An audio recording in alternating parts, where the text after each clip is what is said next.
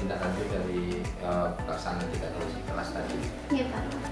Jadi kalau untuk NTP saya kira sudah cukup bagus untuk hasil telaahnya.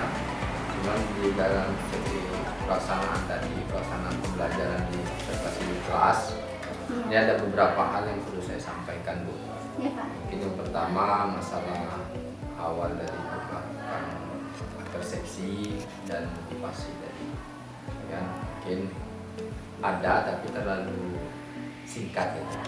Mungkin cerita motivasi itu kan bisa kita memotivasi sesuatu, menyemangati dia dalam belajar. Terus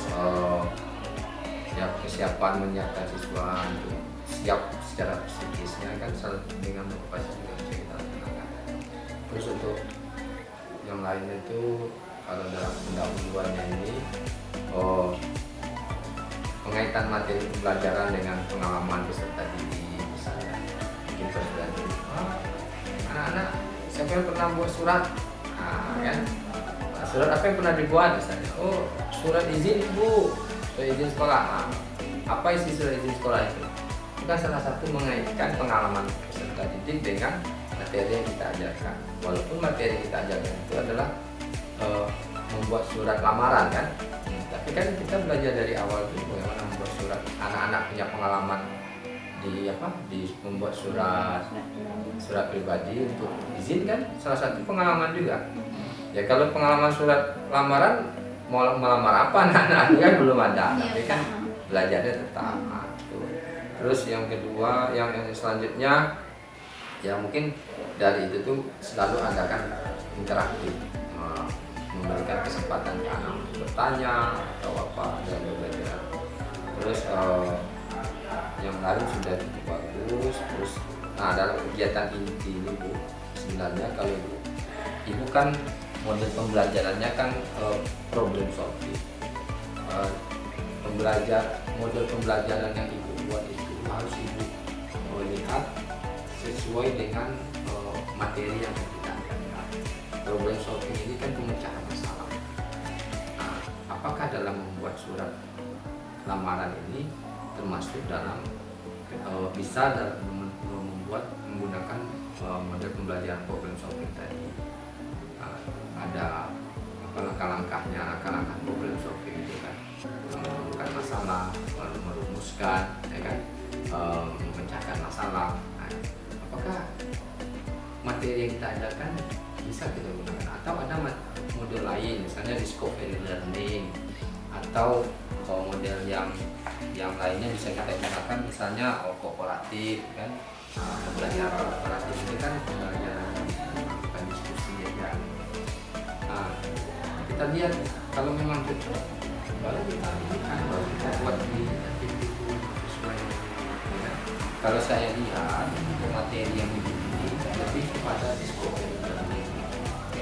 Discovery learning ini memang hampir sama Kemarin udah saya baca juga. Ya, memang hampir sama, tapi lebih kepada discovery learning.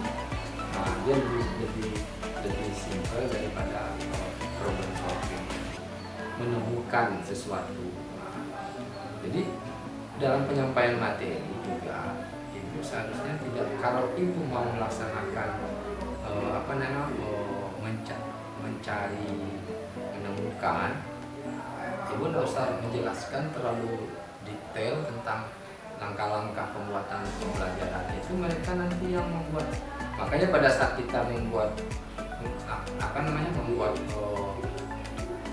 konsep strategi pembelajaran itu, kita buat ini anak-anak diskusi apa yang didiskusikannya, apakah semua kelompok itu diskusinya sama atau tidak. Tadi kan Ibu buat sama semua, hanya menelaah contoh surat lamaran tadi benar atau salah, yang mana yang bahasanya yang pas, yang mana konsepnya yang benar, atau tatanan suratnya yang pas kan, bahasanya. Seharusnya bagusnya kan kita buat dalam bentuk penugasan yang berbeda. Misalnya kelompok 1 dan kelompok 2 membuat kerangka membuat surat lamaran, aturan apa tatanan membuat surat lamaran. Pertama, tujuan surat, apa yang dijelaskan situ. Yang mungkin kelompok 34 menuliskan surat lamaran, kan? Ya kan? Berarti dia membuat surat, betul-betul membuat surat lamaran gitu. Yang satunya membuat konsep surat lamaran, yang satunya membuat surat lamaran. Atau yang kelima nanti menelaah bentuk surat lamaran, contoh surat lamaran yang disampaikan. Itu tampilkan yang tadi itu, itu menelaah surat lamaran. Jadi ada 3 bentuk kegiatan yang dilaksanakan oleh siswa di dalam kelas itu. Tidak monoton dia satu semuanya hanya menelaah contoh surat lamaran tadi, tapi ada juga yang membuat ada langkah-langkah membuat surat lamaran. Ini harus ada ini, harus ada ini, harus ada ini, harus ada ini. Jadi nanti dia jelaskan. Nah, kenapa maksudnya? Ya nanti dulu. Nah, yang kedua, nanti anak membuat surat lamaran. Yang betul-betul bagaimana kepada yang terhormat PT ini, ya. Kepada terhormat PT ini. Nanti buat surat lamaran, salah satu nama misalnya membuat. Yang satunya lagi mungkin membuat menelaah, ini tidak sesuai, ini kata-katanya tidak pas, ini. Jadi ada 3 pengalaman yang mereka dapatkan di situ. Apa Bu yang ini Pak ya? Bentar Pak ya, namanya rencana pembelajaran. Itu kan itu 1 kali pertemuan. Ya. Ini 2 kali 45 menit. Ya. KD ini kan ada macam-macam, ada 31, ada 32, ada 41, ada 42. Ya. Kalau 31 kemarin sistematika udah selesai tuh Pak. Kalau yang sekarang khusus untuk kebahasaan. Jadi saya pun menilai khusus untuk kebahasaan. Jadi pertemuan besok lagi baru membuat surat lamaran pekerjaan. Tadi kan udah disampaikan. Tadi berarti besok baru pertemuan. Baru membuat surat lamaran pekerjaan. Makanya di dalam ini kan ada tahapan-tahapannya Pak. Ya. Nggak langsung kalau begitu aja mungkin nggak cukup waktunya Pak. Gitu. Jadi berdasarkan KD, jadi saya ngajarkan berdasarkan KD. Ya, KD-nya tentang apa ini unsur kebahasaan surat lamaran pekerjaan ya, kita fokus membahas. Kalau kemarin sistematikanya. Sistematika bagaimana unsur-unsurnya ada apa tuh? Kalau Ibu kemarin sudah membuat sistematikanya. Tapi tugasnya udah ada juga. Nah, maksudnya harusnya di awal tadi Ibu bahas itu dulu. Sudah tadi Pak. Tapi belum, maksudnya tadi terlalu simpel gitu. Tapi kan kalau persepsi kan harus maksudnya kan,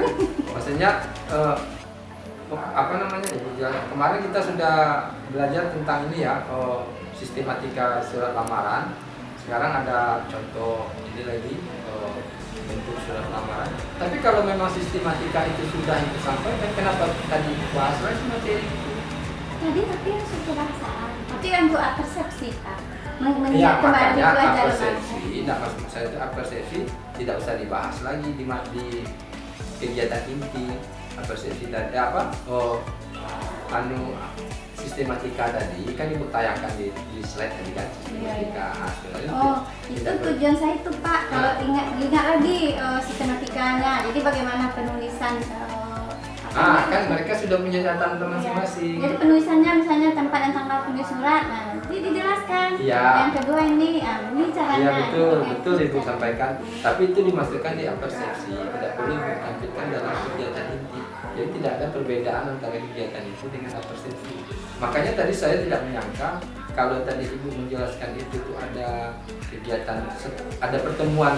Sebelumnya ada. Ya, sebelumnya ada. Mungkin saya tidak akan membahas tentang ini tadi, tentang bagaimana pembagian kelompoknya ini. Saya tuh kan ada KD-nya Pak. Jadi ya, aja betul. KD Jadi ada. Satu KD ini berapa kali pertemuan? 3 kali pertemuan? 4 kali. 4 kali pertemuan. 4 kali pertemuan. Jadi khusus kebahasaan sekarang. Jadi sistematika, kebahasaan. Kemudian penulisan. Penulisan terakhir? Presentasi. Ya sudah ada penulisan, benar. Sudah sampai itu aja Pak. Makanya itu kalau Ibu tadi di slide tadi tidak perlu ditanyakan lagi itu langsung ke ya, karena kalau kita balik bulan satu waktu kan waktu itu cuma 2 kali berapa? 2 kali 45. Tapi secara ini sudah bagus Bu. Apanya? Cuman kalau kita mengulang yang jangan terlalu jauh ke belakang, cuma sekedar sepintas lalu, Iya. tapi materinya yang akan kita inginkan lebih kepada menelaah, jadi ya, Ya benar. menelaah Unsur kebahasaan, unsur kebahasaan. berdasarkan sistematika yang ada. Ah, Makanya berdasarkan saya ingat kembali ini sistematika. sistematika yang ada. Kita analisis ya bagaimana cara. Harusnya Bu gini, jangan diingatkan terus. Kita kemarin sudah belajar sistematika penulisan surat lamaran. Nah, anak-anak kan sudah tahu semuanya ya. Nah, ini contoh surat lamaran yang ada. Berdasarkan sistematika yang kemarin kita pelajari, tolong anak-anak telaah ini sesuai dengan apa yang kita sudah sampaikan kemarin. Jadi Ibu tidak usah menerangkan lagi tentang sistematika, berarti kita sudah kembalinya terlalu jauh ke belakang. Apa guna anak-anak itu punya catatan tentang sistematika? Sedikit Pak, rasanya sedikit saya menjelaskan sistematika. Ya tapi bagus lah pokoknya gitu ya. Soalnya untuk Terus ini Bu ya, memancing anak bertanya itu perlu ya, memancing anak supaya apa, interaktif anak itu bisa membuat anak itu lebih merekam apa yang sudah disampaikan, ya kan. Kalau anak itu bertanya, tapi kalau anak itu dijawab kan kadang-kadang sepintas lalu aja hilang. Jadi gimana Pak?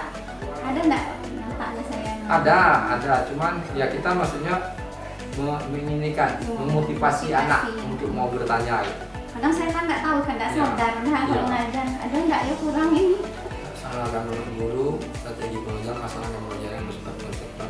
Nah, dalam pembagian kelompok, nah itu harus kita punya strategi juga. Maksudnya jangan jelaskan dulu, anak-anak kita bagi 4 kelompok, ya kan? Nah, 4 kelompok, satu kelompok terdiri dari sekian orang. Gimana caranya kita membagi?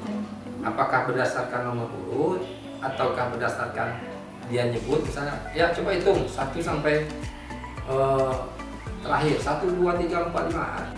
Cuma tinggal lagi saran saya kepada Ibu untuk model pembelajaran, ya, itu mungkin harus dipahami lagi mana yang pas dengan materi yang akan dipelajari. Kalau untuk ini saya kira sudah bagus. Tinggal lagi apa ya, strategi kita lah lebih ditingkatkan. Iya Pak.